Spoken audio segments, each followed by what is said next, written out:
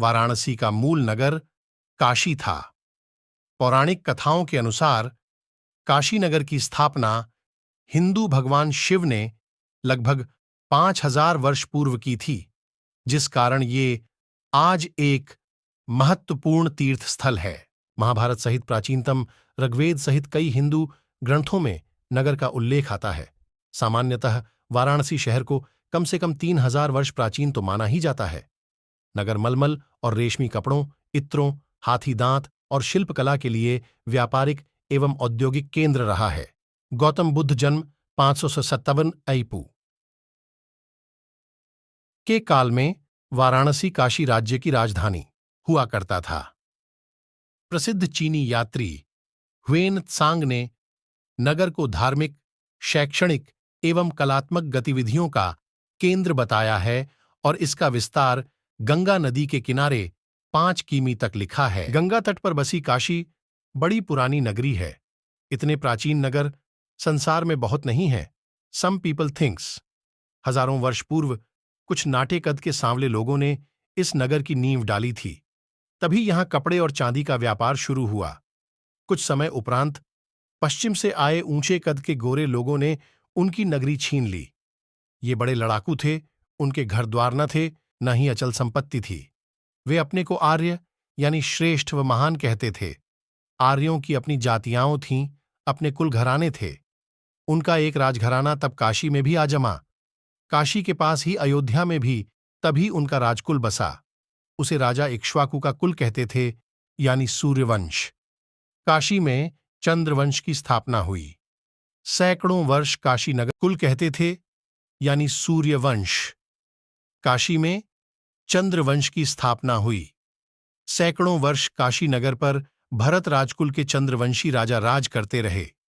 काशी तब आर्यों के पूर्वी नगरों में से थी। पूर्व में उनके राज्य की सीमा, उससे परे पूर्व का देश अपवित्र माना जाता था। महाभारत पूर्व मगध में राजा जरासंध ने राज्य किया और काशी भी उसी साम्राज्य में समा गई। आर्यों के यहां कन्या के विवाह स्वयंवर के द्वारा होते थे। एक स्वयंवर में पांडवों और कौरवों के पितामह भीष्म ने काशी नरेश की 3 पुत्रियों अंबा, अंबिका और अंबालिका का अपहरण किया था। इस अपहरण के परिणाम स्वरूप काशी और हस्तिनापुर की शत्रुता हो गई। महाभारत युद्ध में जरासंध और उसका पुत्र सहदेव दोनों काम आए।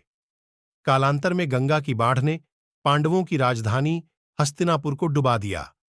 तब पांडव वर्तमान इलाहाबाद जिले में यमुना किनारे कौशांबी में नई राजधानी बनाकर बस गए। उनका राज्य वत्स कहलाया और काशी पर मगध की जगह अब वत्स का अधिकार हुआ। इसके बाद ब्रह्मदत्त नाम के राजकुल का काशी पर अधिकार हुआ।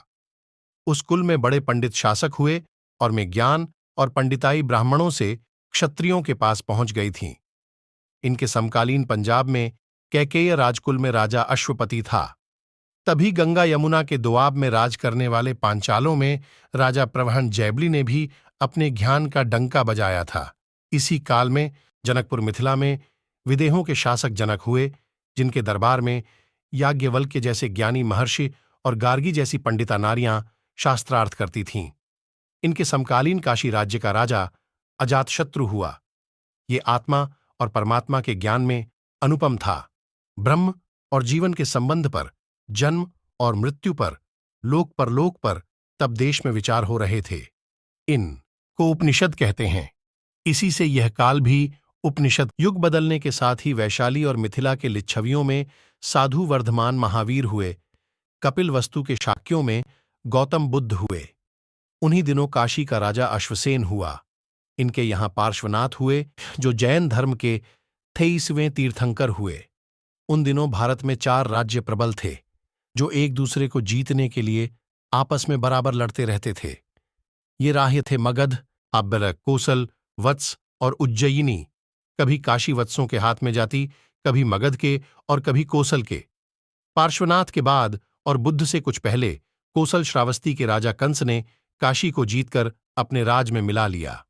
उसी कुल के राजा महाकोशल ने तब अपनी बेटी कोसल देवी का मगध के राजा बिंबसार से विवाह कर दहेज के रूप में काशी की वार्षिक आमदनी प्रतिवर्ष देना आरंभ किया और इस प्रकार काशी मगध के नियंत्रण में पहुंच गई। राज के लोभ से मगध के राजा बिंबिसार के बेटे अजातशत्रु ने पिता को मारकर गद्दी छीन ली। तब विधवा बहन कौसल देवी के दुख से दुखी उसके भाई कौसल के राजा प्रसेनजित ने काशी की आमदनी अजातशत्रु को देना बंद कर दिया, जिसका परिणाम मगध और कोसल समर हुई। इसमें कभी काशी कोसल के, कभी मगध के हाथ लगी। अंततः अजातशत्रु की जीत हुई और काशी उसके बढ़ते हुए साम्राज्य में समा गई। बाद में मगध की राजधानी राजगृह से पाटलिपुत्र चली गई और फिर कभी काशी पर उसका आक्रमण नहीं हो पाया। वाराणसी घूमने जा रहे हैं तो एक बार इस खूबसूरत नगरी के बारे में जान लें, जिसके बारे में कहा जाता है कि समूचा शहर भगवान शिव के त्रिशूल पर विराजित है।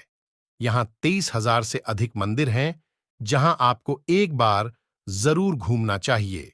वाराणसी या बनारस भारत के सबसे अधिक देखे जाने वाले शहरों में से एक है और इसके कारण एक नहीं बल्कि कई हैं। बनारस अपने पवित्र गंगा, खूबसूरत मंदिरों, ट्रेडिशनल तरीके से बनाए गए घरों जैसी चीजों के लिए काफी मशहूर है। आपको बता दें, ये शहर 1000 सालों से हिंदुओं के लिए धार्मिक तीर्थ स्थल रहा है। काशी के रूप में भी लोकप्रिय भगवान शिव का निवास वाराणसी दुनिया के सबसे पुराने शहरों में भी आता है। फेमस अमेरिकी लेखक मार्क ट्वेन ने अपनी पुस्तक में लिखा है, बनारस इतिहास, परंपरा, कई ऐतिहासिक चीजों से भी ज्यादा पुराना है। काशी हमारी सोच से भी कई अधिक प्राचीन है। हर किसी का सबसे पहले यही सवाल होता है कि आखिर भगवान शिव के निवास को वाराणसी क्यों कहते हैं? तो हम आपको बता दें, ये नाम वरुणा और अस्सी, दो नदियों को मिलाकर बनाया गया है। लेकिन क्या आप जानते हैं, वाराणसी को पूरे देश में अलग अलग नामों से भी जाना जाता है। बनारस, काशी, सुदर्शन, राम्या और ब्रह्मवर्धा जैसे कुछ सामान्य नाम हैं जिन्हें लोग जानते हैं।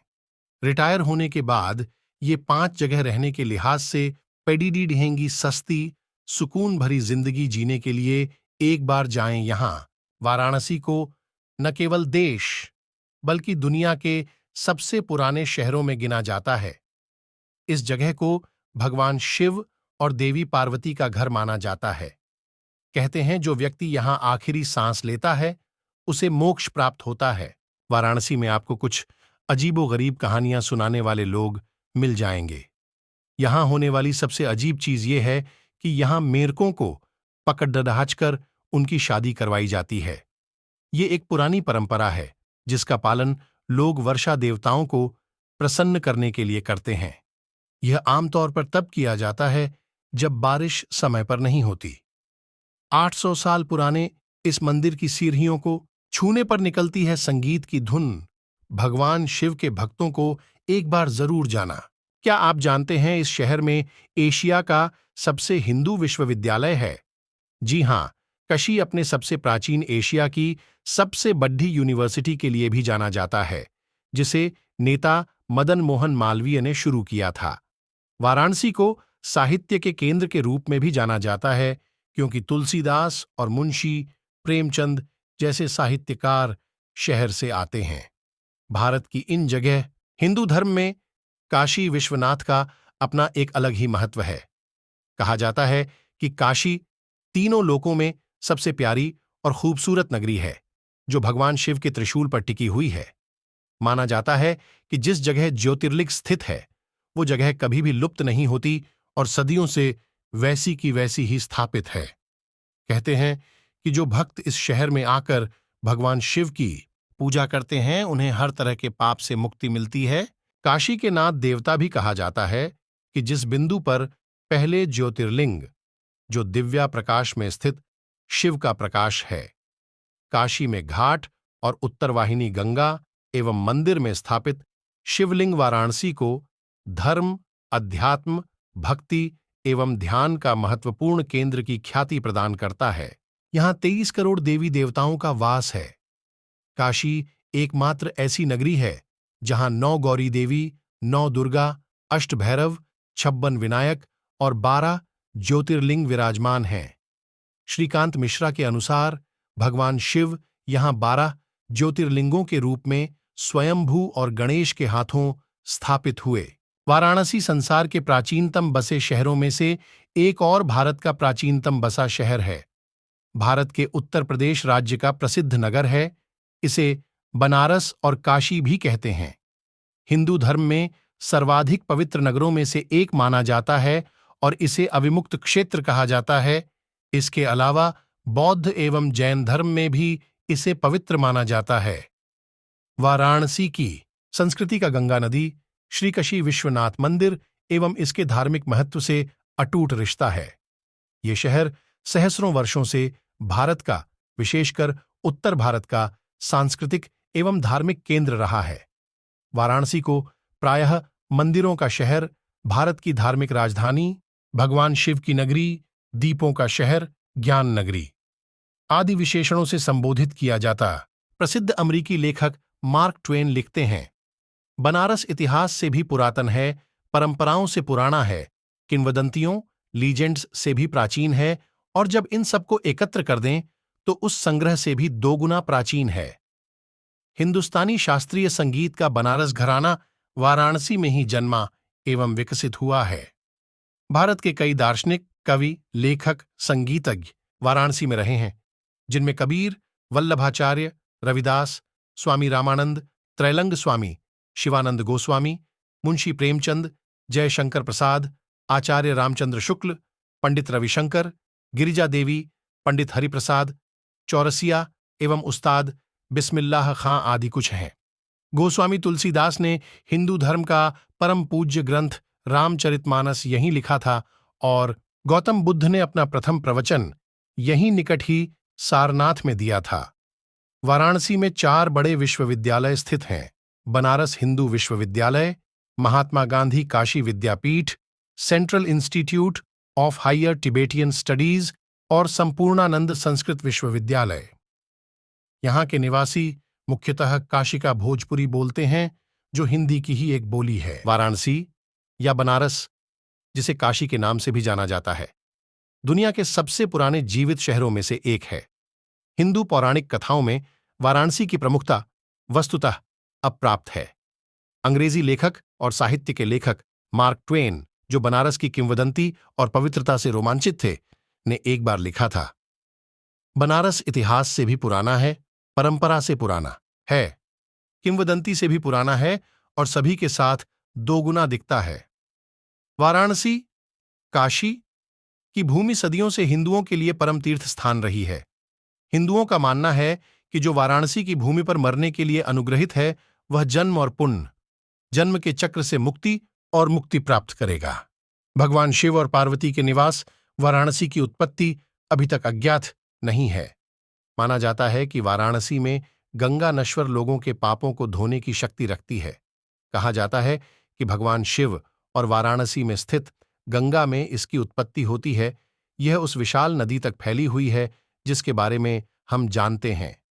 शहर 3000 साल से सीखने और सभ्यता का केंद्र है। सारनाथ के साथ जिस स्थान पर बुद्ध ने आत्मज्ञान के बाद अपने पहले उपदेश का प्रचार किया था, वह वाराणसी से मात्र 10 किमी दूर था, जो हिंदू नवजागरण का प्रतीक है। ज्ञान, दर्शन, संस्कृति, देवताओं के प्रति समर्पण, भारतीय कला और शिल्प यहां सदियों से फले फूले हैं। जैनों के लिए भी एक तीर्थ स्थान वाराणसी को 23वें तीर्थंकर पार्श्वनाथ का जन्मस्थान माना जाता है। वाराणसी में वैष्णववाद और शैववाद का सामंजस्य है। कई मंदिरों के साथ श्रीमती एनी बेसेंट ने अपनी ICL थियोसॉफिकल सोसाइटी और पंडित मदन मोहन मालवीय के लिए वाराणसी को अपने घर के रूप में चुना, जो कि एशिया के सबसे बड़े विश्वविद्यालय एआरईएस बनारस हिंदू विश्वविद्यालय को स्थापित करने के लिए है। कहा जाता है कि आयुर्वेद की उत्पत्ति वाराणसी में हुई और माना जाता है कि यह आधुनिक चिकित्सा विज्ञान का आधार है, जैसे प्लास्टिक सर्जरी, मोतियाबिंद और पत्थरी के ऑपरेशन। आयुर्वेद और योग के पूर्वदाता महर्षि पतंजलि भी पवित्र शहर वाराणसी से संबद्ध थे। वाराणसी अपने व्यापार और वाणिज्य के लिए भी प्रसिद्ध है, विशेष रूप से बेहतरीन सिल्क्स और सोने और चांदी के ब्रोकेस के लिए। शुरुआती दिनों से वाराणसी भी युगों के लिए सीखने का एक बड़ा केंद्र रहा है। वाराणसी अध्यात्मवाद, रहस्यवाद, संस्कृत, योग और हिंदी भाषा के प्रचार से जुड़ा है और कभी प्रसिद्ध उपन्यासकार प्रेमचंद और तुलसीदास जैसे प्रसिद्ध संत कवि जिन्होंने रामचरितमानस लिखा है जैसे सम्मानित लेखक हैं। भारत की सांस्कृतिक राजधानी कहे जाने वाले वाराणसी ने सभी सांस्कृतिक गतिविधियों को फलने फूलने के लिए सही मंच प्रदान किया है। नृत्य और संगीत के कई प्रतिपादक वाराणसी से आए हैं। रविशंकर अंतर्राष्ट्रीय स्तर पर प्रसिद्ध सितार वादक और उस्ताद बिस्मिल्लाह खान प्रसिद्ध शहनाई वादक सभी धन्य शहर के बेटे हैं या अपने जीवन के प्रमुख हिस्से के लिए यहां रहते हैं।